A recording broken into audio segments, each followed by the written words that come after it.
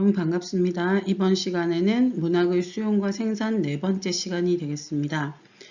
문학의 인접 분야와 매체에 관한 개념 설명 시작하겠습니다. 학습 목표입니다. 다양한 매체로 구현된 작품을 창의적 관점에서 감상한다. 심미적 관점에서 시를 수용하고 소통한다. 자, 학습 요소입니다. 문학과 그림의 관계를 파악하고 작품 속 심미적 가치를 파악하면 되겠습니다. 자, 납작 박수근 화법을 위하여 라는 시를 한번 공부를 해볼 텐데요. 자, 이 시는 제목에서도 보이듯이 미술과 관련이 있습니다. 자, 그래서 미술이라는 그림이라는 매체로 시가 어떻게 구현되어 있는지 여러분들이 창의적인 관점에서 감상할 수 있어야 되겠고요. 자, 이 시만이 가진 심미적 요소가 무엇인지 여러분들이 시를 읽고 수용하고 또 자신과 소통하는 기회가 되면 좋겠는데요. 자, 납작이라고 표현을 한 이유가 억압되어서 고달프게 사는 서민의 모습, 꽉 눌러져 있는 모습. 자, 이런 것을 형상화한 것이거든요. 자, 요 정도 팁을 가지고 우리가 시를 한번 읽어. 자, 자기주도적 감상 방법 먼저 한번 짚고 갈까요? 자, 이 시는 문학이 미술이라는 인접 분야와 관계가 있습니다. 자, 그래서 어떻게 관계가 맺어져 있는지, 자, 그걸 잘 파악을 하는 게 굉장히 중요한 거고요.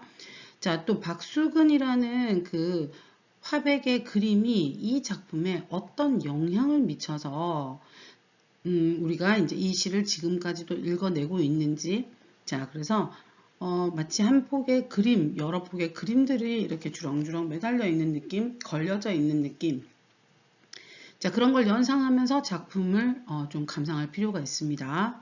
자, 이번 시간은 자기주도적 감상 방법을 특별히 조금 더 유념해서 작품을 봐줬으면 좋겠습니다. 자, 작가인데요. 자, 김혜순이라는 작가십니다. 자, 풍부한 상상력과 경쾌한 어조로 일상의 부조리나 현실의 부정성을 표현한 작품을 주로 시로 표현하는 작가입니다. 주요 작품으로는 별을 굽다, 나의 우파니샤드 서울, 그리고 당신의 첫 등이 있습니다. 물론 가장 유명한 작품은 오늘 우리가 납작이 되겠습니다. 자, 작품 한번 보겠습니다. 제목에서도 볼 수 있듯이 납작 박수근 화법을 위하여 라고 했습니다. 자, 위한다는 것 자체가 뭐예요? 뭔가를 옹호하고 또 납작해져 있는 것이 박수근 화법의 그림의 특징인데 그걸 내가 위한다고 했거든요.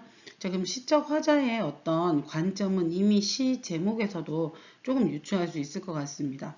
자, 선생님이 지난 시간까지 계속 얘기했던 것 중에 하나가 자, 현대문학은 제목이 굉장히 중요하다. 제목을 잘 들여다봐라. 제목을 좀 이렇게 궁리를 했으면 좋겠어요. 제목을 보고. 자, 그러면 일단 본문을 한번 보면 자, 일단 선생님이 노란색으로 이렇게 칠을 해놓은 게 있죠. 자, 이거는 박수근 화법하고 연관이 되어 있는 것들입니다.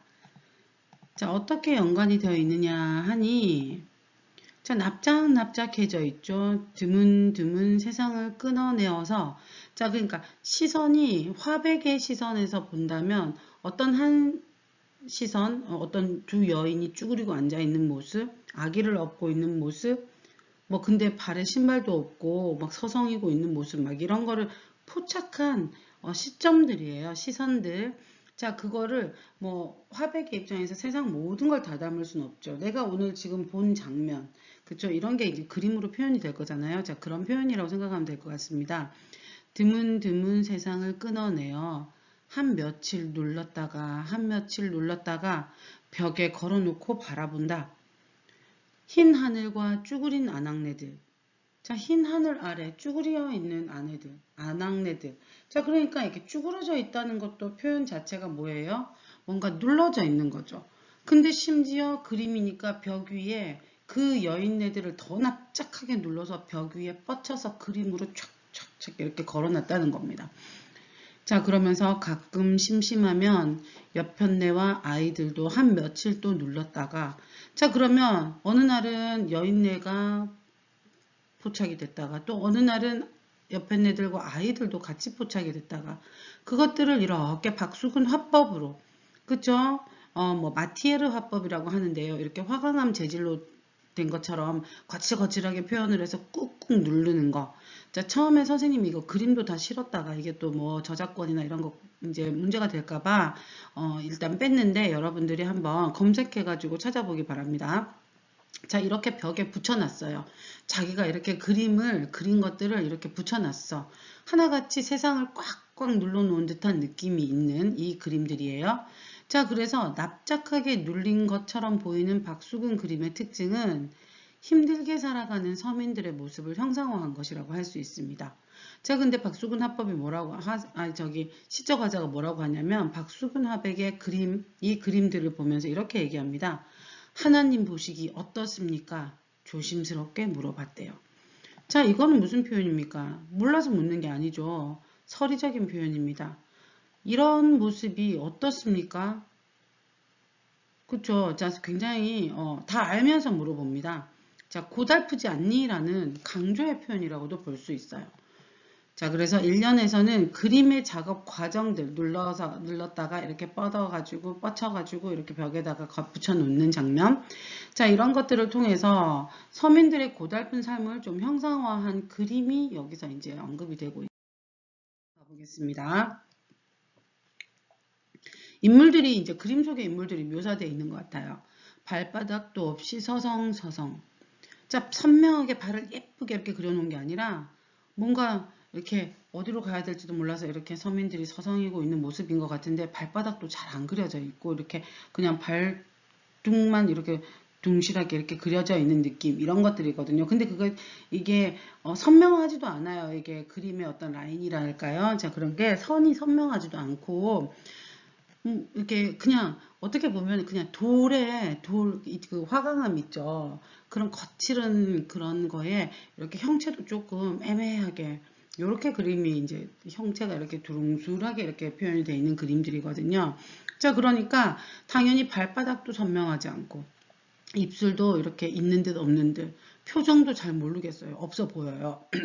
자, 그렇게 웃고 나서 피도 눈물도 없이 바짝 말려서 또 납작해져서 천지만물 세상에 이런 풍경들을 한 줄에 쫙 꿰어놓고 가히 없이 한없이 끝도 없이 이 그림들이 펄렁펄렁이고 있는데 꼭 뭐 같냐 하니까 이것들은요. 자, 박수근 그림 속의 인물들의 특징인데요. 감정을 느낄 여유가 없을 정도로 각박한 서민들의 삶이 표현되는 거예요. 위에서도 나왔죠. 표정도 없고 입술도 없고 발바닥도 없고 그렇게 웃고 나서 바짝 말라져 있고. 자, 그리고 이렇게 한없이 펄렁이고 있는 모습이 힘없이 세상에 찌들어가지고 이렇게 흔들리는 모습, 서민들의 모습 같다는 거죠. 이거를 하나님 보시기 마땅합니까? 라고 물으니까 이건 또 뭐예요? 역시 서리적인 표현이고 현실을 비판하고 싶은 시적 화자의 어떤 태도를 보여줬다라고 이제 판단할 수 있겠습니다. 자, 그래서 이 연에서는요, 부정적 현실에 대한 화자의 생각을 표현한 거라고 할 수 있고, 가난하고 힘들게 살아가는 서민들의 어떤 세파에 치들어서 사는 삶에 대한 연민, 이런 게 잘 드러납니다. 그래서 이 연민적인 태도가 제목에도 드러난다는 거예요. 이런 박수근 화법을 위해주고 싶은 거죠. 그쵸? 자, 구성 한번 보겠습니다. 자, 1년은 방금 봤듯이 서민들의 고달픈 삶을 형상화한 그림에 대한 얘기였고요. 자, 2년은 가난하고 힘들게 살아가는 서민들의 삶에 대한 연민의식이 드러납니다. 자, 그리고 두 번째, 박수근 그림에 대한 시적 화자의 감상이 현실 인식과 맞물려 있죠. 그림의 특징이 납작하게 눌려져 있는 건데 이거를 현실 자신이 바라보는 세상이 꼭 이 그림처럼 세파에 찌들고 시달리고 하는 서민들의 삶처럼 느껴지는 거예요. 이렇게 연결고리를 만들어서 굉장히 창의적으로 시를 생산했죠. 그리고 또 우리는 수용하는 입장에서 시를 바라보는 입장에서 와, 이렇게까지도 볼 수 있겠다. 그러네. 마치 그림처럼 세상이 이렇게 우리 인생도 꽉꽉 눌러져서 받는 것 같네. 뭐 이렇게 이제 볼 수 있다는 거죠. 자, 그리고 발바닥, 입술, 표정이 없이 바짝 말라 있는 모습. 자, 이거는 현실에서 각박한 삶. 그래서 궁극에는 부정적인 현실에 대한 비판을 하고자 하는 것 같다. 자, 핵심 정리해 보겠습니다. 자, 그래서 갈래는 자유시죠.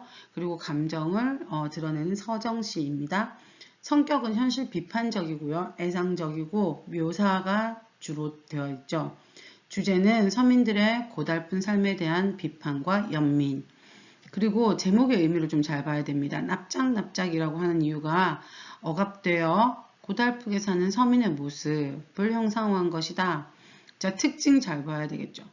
화가 박수근의 그림에 나타난 표현 기법의 특징과 작업 과정을 시로 변용했다는 겁니다. 자, 어떻게 구체적으로 변용했는지 조금 전에 살펴봤잖아요. 자, 그걸 여러분들이 정리할 수 있어야 됩니다.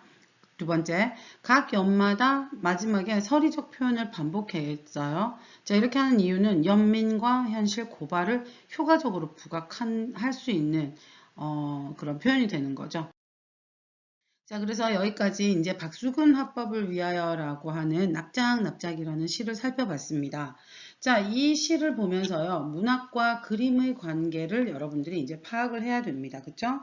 자, 그리고 시 작품 속에서 심미적 가치, 어떤 것이 이 시에서는 이 시만이 가지는 아름다움으로 작용할까? 자, 당연히 그림과 연계를 했다는 것 자체가 이미 굉장한 심미적 가치가 있기도 해요.